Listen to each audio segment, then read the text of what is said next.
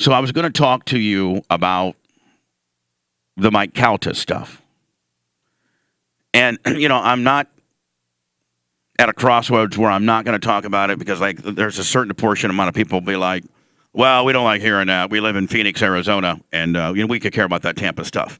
But I want to make sure that anybody that is a fan of the show realizes this isn't a Tampa, Florida thing. That's where we live, and I don't want to be too Tampa-centric, as we're number 1 in Charleston, top 5 in Peterborough, and really, quite frankly, doing pretty damn good in Tampa with regards to, our signal. But that being said, the majority of our audience comes from abroad of those 2 cities. 3 of those 3 cities. That accounts, those 3 cities account for about 35-40% of our audience. And so I want everybody to understand that this is what's happening in my life discussion. This isn't a guy that is, this isn't a radio war. See, that's where the media, I think, Manson kind of messes up a little bit, is the fact that they're trying to make this a radio war. This really has very little to do with radio. Yeah. This has to do with radio jobs and the promotion and the firing, but this is a real whodunit. This is a real con job. This is extortion, and this is tortious interference. And this is what this is. Put radio. I mean, it could be Mike Calta and I owned competing hamburger joints. Whatever. And he got my load of beef that was coming in, Ned, and he put, poison in my beef. So all my customers died, and then they sued me and bankrupted my hamburger joint. Same thing. Same thing. And so I again, as I'm talking to a couple radio stations right now, very much outside of Florida, and they're like, well, sometimes you get Tampa-centric. Well, yeah, because that's where I live right now, and one of the most major issues in my life is going through the Tampa judicial system. And so when speaking about this guy, please don't think that Mike Calta is a Tampa-based radio guy, because he's barely that.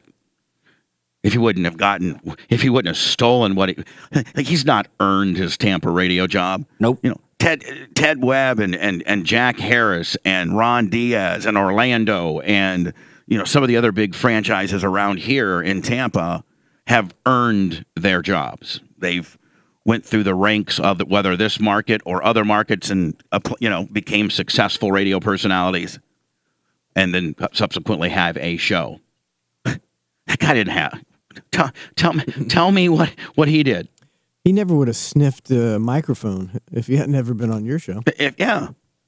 So that's a big F job. And so this is the story in itself. I have this Hogan sex tape that I'm not proud of, that Mike Calta and a couple others orchestrated to rip off. Well, somebody else ripped it off. And then when that guy couldn't get any money out of it, including trying to get $300,000 out of Hogan with an FBI sting, when that didn't work out for the guy, he said, hey, Mike Calta, we might be able to get some traction with this to make Bubba look like a real horse's ass, because he does morning. Him and the guys do mornings on 102.5 The Bone. You do afternoons. And what better way to get rid of him than to get a big whodunit sex tape? He's no way can he survive this. Yeah, because Spice thought he was going to move in the Calta spot once Calta moved in the mornings. That's what the plan was. And so Spice gives it to Calta. Calta sends it to his agent. His agent walks it down to Gawker, and then the rest is history. Now Hogan suing them for the dissemination of it. And that's being played out in the courtroom. But as I spoke about yesterday, think about this. This Hogan versus Cox lawsuit has been going on now for 3 years, because they know, and tell me if you agree or not, they know the longer they corporately churn this out, which we know that's how it works, it makes each month I have to hold on, because you have to admit, guys, that when this lawsuit goes down, when the Hogan versus Calta lawsuit finally is to trial and the public can see the information and the jury makes a verdict, that could very much vindicate me. Could it not? Yeah. I mean, it could very much vindicate me and people that didn't have any idea that's how it went down. There are probably lots of people right now that currently hate me because they think it went down one way. And when this trial goes down and they see that indeed it went down another way, they may say, wow, I didn't know that house went down. Bubba's only 50% of the dick I thought he was. Now, do you think when this goes to trial, it will be televised or not? I don't know. I don't know. Yeah, I don't know. I mean, it would be great if it was. So he gets the sex tape that they release to Gawker. It gets tried. That Hogan sues Gawker, wins $141 million. That company bankrupts. Hogan gets $35 million in a settlement. Then Hogan re-ups and starts suing Cox. Now, Cox knows they can corporately churn it because every month I have to hold on.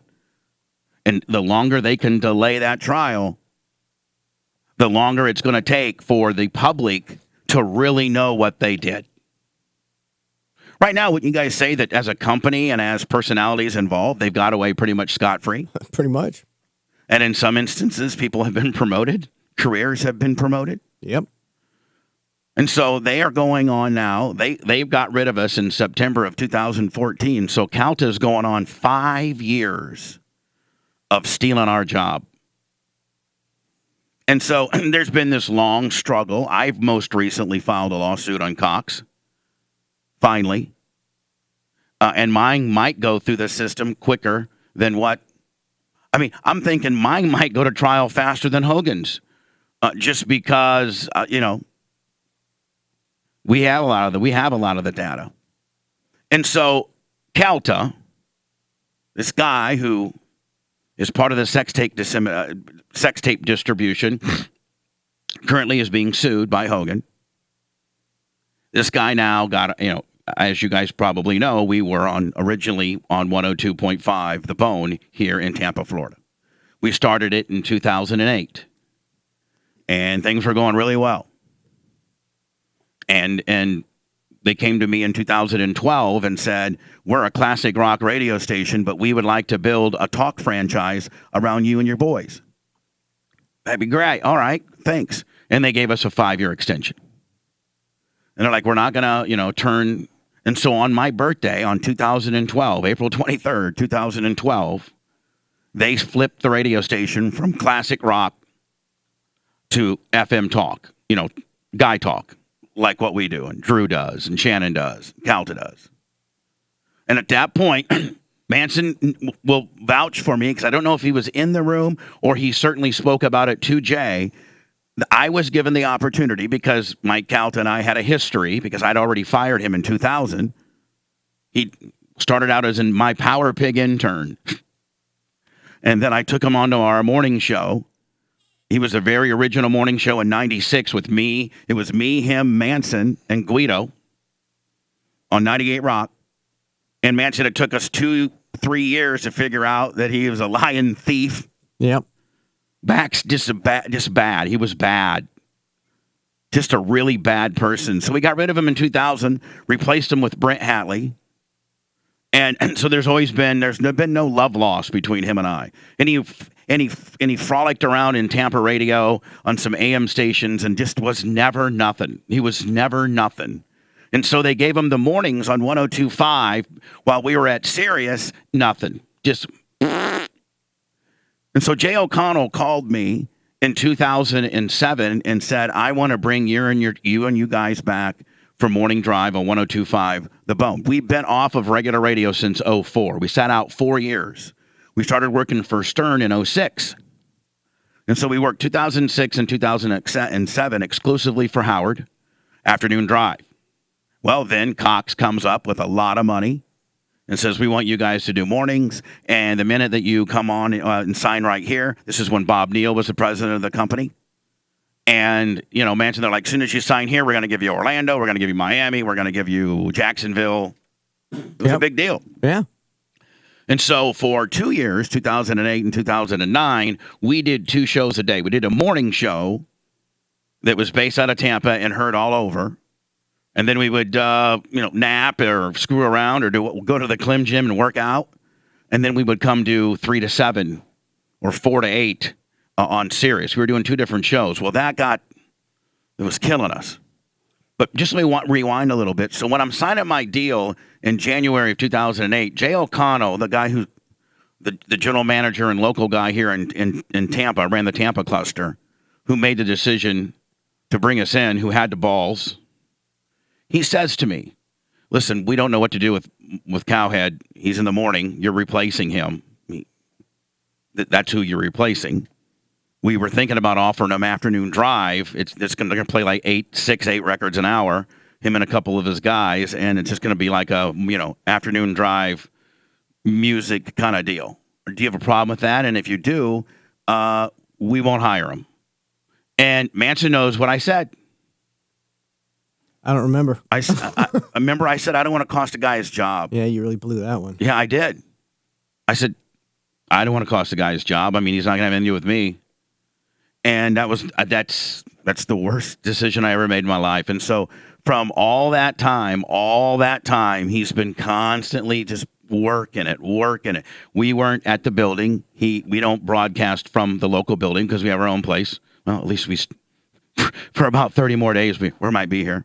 But what I'm saying is, like, he started any salesperson that would listen, anybody, any promotional person, any client, any other radio, the other talents, producers, he would start this, man, Bubba's really a problem.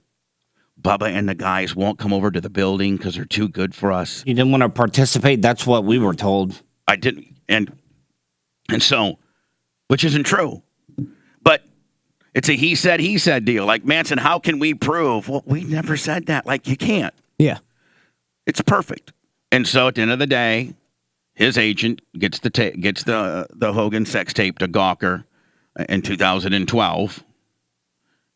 And at that point, they start the process. And what Cox doesn't realize, which I'm sure that Cox is freaked out now, is that they made a really bad decision in getting rid of us and replacing us with him when they were probably lied to. They may not have known. You know what? The guy we just promoted is the guy that distributed the tape. Know if we should do that or not. That could cause problems down the road, right? Yep. And so we get fired in September of 2014. We reappear here in another market, on another station. We're kicking ass on that station.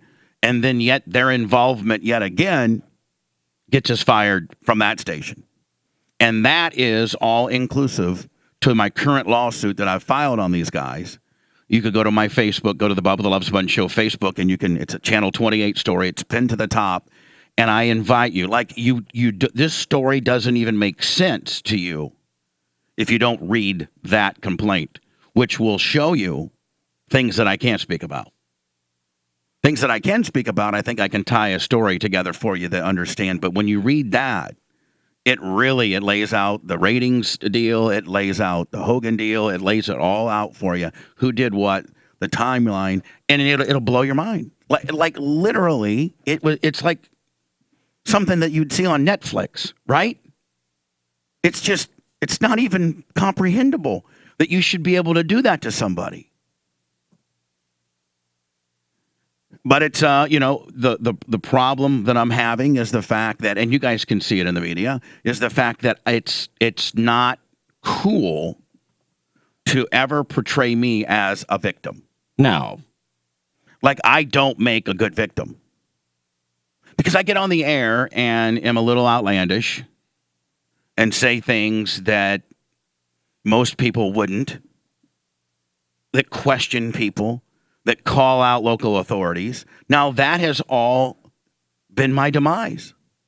What people like, and what people like, oh, man, I really like that you guys, and that Manson does, I grab him by the P song, and, Manson, no other radio show is going to do a Donald Trump grabs him by the kitty songs. Probably not. And that is not trying to lump you into my hosting shtick, but I'm just saying, just collectively, we are the perfect storm of people to be mad at. Yep. Whether it's our agnostic view on religion, or our cynical view on all politicians, or just the overall process. We're not blue. We're not red. We are very cynically, agnostically, a bunch of hyperbolic smartasses with a ton of satire and a lot of showbiz and showmanship, and most people can't handle it. We've snowflaked our society out so much The truth. I mean, even Larry the Cable Guy spoke about it yesterday, about comedians now, what they can and cannot say on stage. I think that's a pretty good barometer to what we're facing. As much as they've watered down radio, and now we're officially not. I mean, we're not the bad guy. We're the goddamn Antichrist, right? To them, we are. Well, it's the same as if somebody would go up on stage as a comedian and make a Parkland shooting joke 2 weeks after the Parkland shooting. And then it's really stiff and it makes everybody cringe and it's very, very classless and it's very distasteful. And everybody goes, in fact, when you do the punchline of your very distasteful joke, everybody goes, oh. And then the comedian always goes, too soon?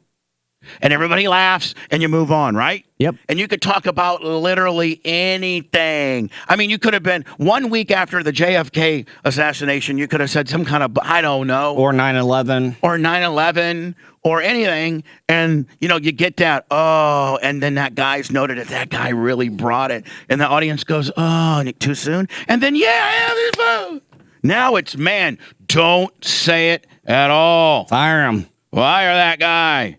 Megyn Kelly said that she knew a woman that went to a Halloween party dressed as Diana Ross with brown makeup on. Fire that bitch! She's racist!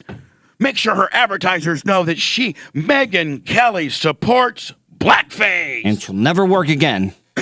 And that's what the headlines read. Megyn Kelly supports blackface. When Megyn Kelly said, my girlfriend wore brown makeup to a Halloween party dressed as Diana Ross. How is that? An old girl lost her $45 million gig. She just got it, too. She got paid, though. But here's what happened on that, okay? Is that they lured her away from Fox with this big money, you know, this net was, I think it was ABC, and they're like, oh man, we got to have this bitch. She's really carrying up on Fox. Well, for whatever reason, it just didn't work out as well on ABC. It was NBC she was at. Okay, NBC, because I got to think that NBC and Fox's audience is a little bit different. Well, they put her on a more of a talk show when she was more of a Newsy news kind of commentator, and people didn't like her personality. And so they had this big guaranteed contract, right, Manson? Yeah. So what are they like? Huge How contract. we got to think of some kind of cause to void this contract, and then what we'll do is we'll pay 50 cents on the dollar to settle. So they fire her for cause. Megan, subsection 5-9 Vast Tour says you can never say the word blackface. You knew you did that. I signed it. Oh, I'm sorry, I didn't know they signed it. Well, you still owe me $45 million. No, we're going to take you to court and we're going to churn you through the legal system because we're NBC and we got 5 floors of lawyers and you'll never see a dime of this, or take $16.5 million right now. Well, what do you think happens? Okay, I'll take it. And they just saved $30 million, right? Yep. That's exactly what we're talking here. The NBC says, wow, we overpaid for this. Whew. Well, let's find something for cause and then settle for, a third of what we were going to pay her, and we'll save $30 million. Don't think that somebody didn't say, I don't want to put $30 million to the bottom line right now. Let's catch Megyn Kelly on a high-low and then settle for pennies on the dollar. That's $30 million to the bottom line. Right? That guy got a promotion. Yep. And so anyway, I'm portrayed as the bad guy. I'm the villain. Why? Because because people can't handle what we do. And now they're the trolls and people that really like you but really hate you but really like you in this battered woman type deal. Trolls are like battered women, Manson. Like, just go away. Don't keep coming back. Right? Just go away. Troll me up, ruin my life, but then leave. Like, leave me alone. Let me be. Yeah. They want to keep ruining your life. And I don't know if battered women syndrome would be the right analogy or not. That's probably my 12th grade education coming through. Maybe because I'm fat too, Ned. Maybe people don't like, if I was in better shape, they would be able to maybe tolerate me a little bit more. I don't think people like fat guys being smart asses. That's the problem. I think I'm trying to hone in on a pie chart, Ned, as to what the problem is here, and it says that fatness might be the number one deal. And so this guy who takes our job, this Mike Calta character, right, whose agent sent the tape to Gawker, and again, they're currently getting sued by Hogan, and that could possibly vindicate me, and blah, blah, blah, blah, blah. And the guy comes on my show, and when we first start out on the other radio station, 98.7, in 2015, and we're going head-to-head with this guy in a standard, Bubba / Stern to Bella type radio war. One of the things, we call him up, of course, to put him on the air. Some of the times he won't go on the air. And then when they had these big strategic meetings and bullet points, if you notice now, if you watch the time I called him on the air, you can see him reading these bullet points. So he had it all bullet pointed out from a meeting they had. Did you know? This is what you're allowed to say and what you're not allowed to say? Nothing was spontaneous. It was all bullet pointed out. Manson, when I call him, I didn't have any notes. I mean, I don't have No. you and I didn't sit down for 3 hours and say, let me hit these lines. And then, I'm just, whatever. So we call him up several different times, and we have great, great excerpts like this. I am tough. I'll punch you right in your fat face. I am never going to be a guy to run from you. You call me, I'll take your phone call. I don't hide from people, and I always tell the truth. You are terrible, and they know it. I heard there's a couple other sex tapes that are coming out. And this is 5 months before the other sex tapes that he was in possession of came. So Manson, how can that even be legal? Yeah. You're calling a guy's radio station, and this is in April of 2015. In April of 2015, you go on the guy's air and you say this. I heard there's a couple other sex tapes that are coming out. That's in April of 2015. In July of 2015, 2 more tapes come out. I mean, it doesn't take the Keystone Cops to be able to figure out who did that, does it? April 22nd, 2015. I heard there's a couple other sex tapes that are coming out. July 6th, 2015, 2 other tapes get released to the National Enquirer with the N-word, which even further demises Hogan and further makes me look like the bad guy. And what is there to really know? This pretty much is just all you really need to know, isn't it? Yeah. I heard there's a couple other sex tapes that are coming out because you're a scumbag that videotaped your friends banging your wife. Wow. April 22nd, 2015. I heard there's a couple other sex tapes that are coming out. And when he said that to me, I remember after the show, I'd be like, well, don't you guys understand that there's more coming?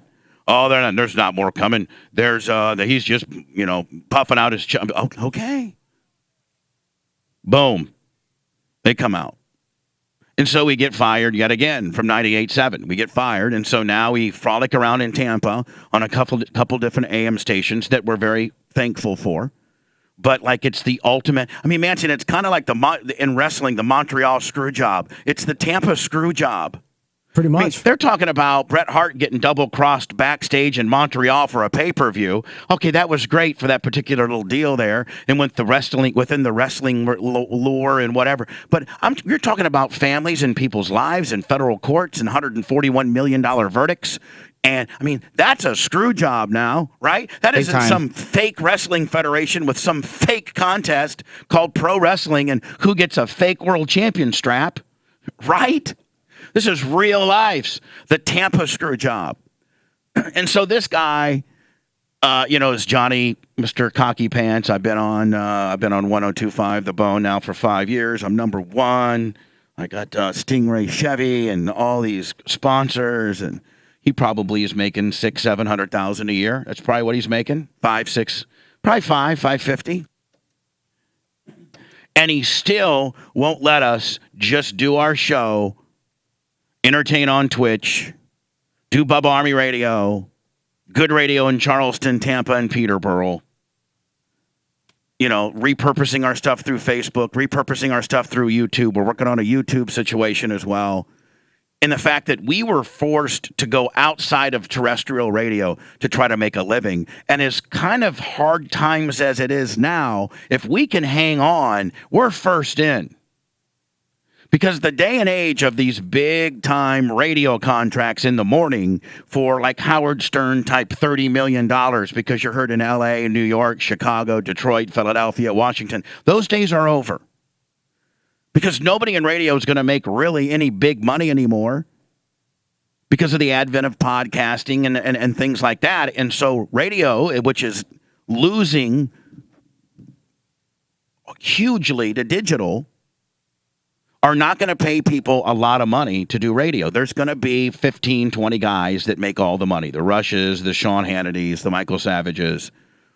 Those people have already kind of grandfathered, they're positioned themselves into whatever the syndicated barter deals they have and all that kind of deal. And their money will continue to dwindle, but not near like the local guys.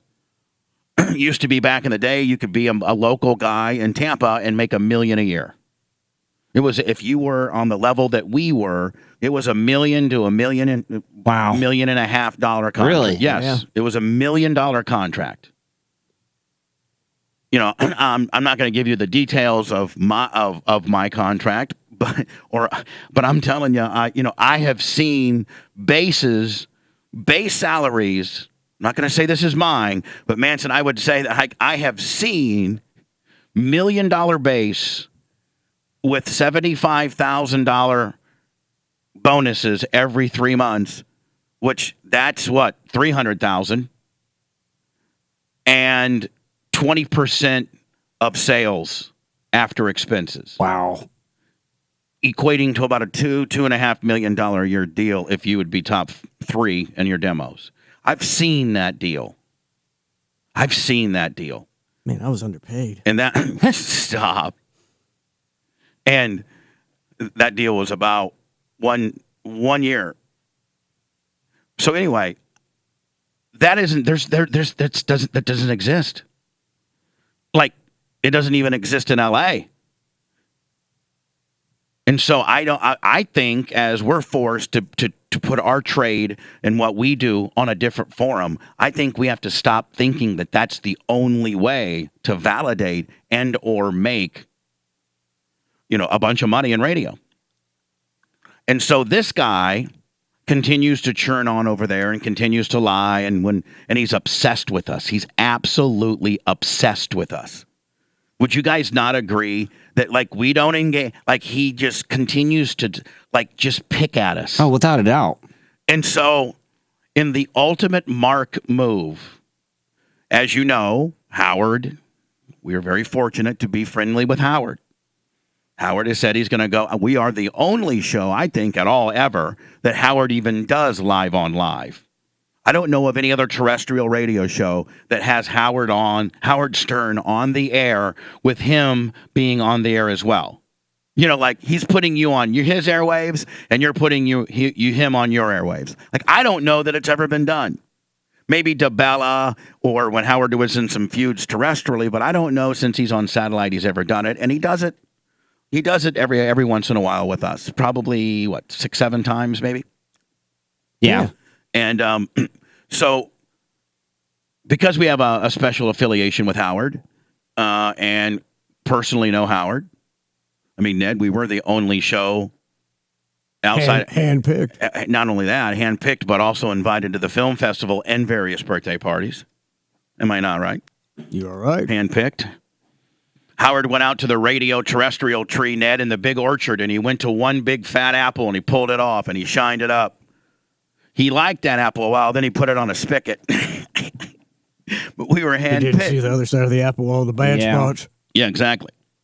So this guy, Mike Calta, is an absolute Howard mark. He's from New York, and he just and he's such a mark for Howard, and he's such a hack that his agent, the guy that distributed the sex tape, his agent works for Howard Stern's agent.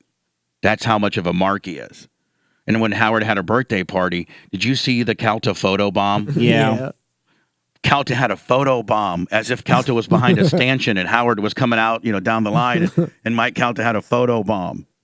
And he's just the ultimate Howard mark. So we've been having Marianne on every Thursday to promote Howard's book. For the last month and a half. Yeah, it's coming. Bubba, it's only 23 days away. Bubba, it's only 18 days away. Bubba, it's 14 days away. And so we have had her on. Obviously, the book got released on Tuesday of this past week. It's doing well. We're going to continue to have Marianne on, as you heard her today. And Howard's going to do the book promotion through June. And so we said, hey, Marianne, keep calling. So it gets back to me that last Thursday, Marianne was on the Mike Calta show promoting Howard's book. And so I get a hold of my guys. I'm like, you know what? If I bet you that obsessed Mark had his Galvin, whoever, Spanish, whoever, reach out to Marianne from Brooklyn via direct message on Twitter and said, you know, our radio guy, big time radio guy, would like to interview you about Howard Stern's upcoming book. And she's, of course, nobody outside of, really, not even anybody. Nobody really knows about this little radio and this little feud that we have. It's very niche. Most of America doesn't know about this stupid fight that him and I are having. And so of course, and so she goes on and she promotes the book last Thursday. And he thinks then that we're going to get freaked out on it and what have you. And so he tweets to Marianne, Mike Calta. Hey, at Marianne Brooklyn, thanks for the call today to plug Howard Stern's new book. You are a great fan. So you read that like she called him and she's a great fan of who? Howard or yours? In the way that it's worded. Like Manson, one could construe that you're trying to make that like she's a fan of yours, right? Yep. And so he puts this up on Twitter, and I said, before I get flipped out on this deal, I'm going to ask Marianne how it went down. And when indeed she validated that they reached out to her, she didn't know the backstory, and she promoted the book, I had no problem with Marianne. In fact, I said, stop. Don't even. She was so apologizing, and I'm like, don't even worry about it. It's not your fault. But doesn't that even make him look more pathetic? Yes. I know it's a very long-winded story. But in my opinion, does it not only does it kind of just absolutely validate that everything I alleged you do. That's how seedy and underhanded and shady, but you're a mark too. Like, and you know who you're the biggest mark for? Us. I mean, at the end of the day, you don't think he listens to every show. I listen to replays. He's a mark for us. We're number one with fat, untalented shock.